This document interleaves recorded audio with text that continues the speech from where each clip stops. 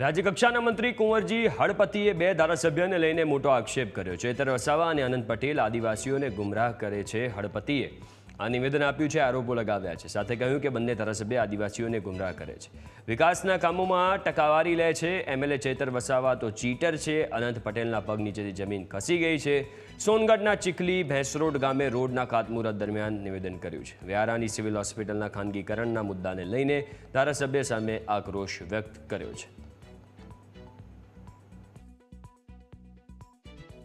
આવા અનેક રસ્તાઓના ખાતમુહૂર્ત થયા કરશે, પણ સમાજને ગેરમાર્ગે દોરવાની વાત આવે તો અમે ચાલવી લેવાના નથી।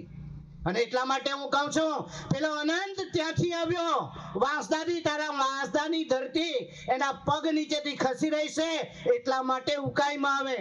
ચેતર વસાવા, પેલો વસાવા છે, ચેતર વસાવા ચીટર છે, ચીટર એક નંબરનો। તાલુકા પંચાયતમાં એ પોતે પોતાની ગ્રાન્ટમાં 2% લેવા માટેના પ્રયાસ કરે। એ જ પ્રકારે આનંદ પટેલ એ વાંસદામાં 2% ની 10%ની માંગણી કરે ને આંદોલન કરવું પડે। તમે વિચાર કરો, એ કોના માટે માંગે છે? પોતાના ગજવા માટે। અહીં અધિકારીઓ બેઠા છે, પૂછી લેવું, કુંવરજીભાઈએ કોઈ દાડો રૂપિયાની અસર તમારી પાસે માંગણી કરી હોય તો? કોઈ દિવસ મેં માંગણી નથી કરી। આવી માંગણી તમે શા માટે કરો છો? અને પછી આદિવાસીઓને ગુમરાહ કરવાનું કામ કરો છો। રાજ્ય કક્ષાના મંત્રી કુંવરજી હળપતિ દ્વારા તાપીના એક કાર્યક્રમના જાહેર મંચ પરથી જે અમારા પર આક્ષેપો કર્યા છે, ત્યારે તેઓ આજે બંધારણીય રાજ્ય કક્ષાના મંત્રી છે। ગુજરાતમાં એમની સરકાર છે, કેન્દ્રમાં એમની સરકાર છે।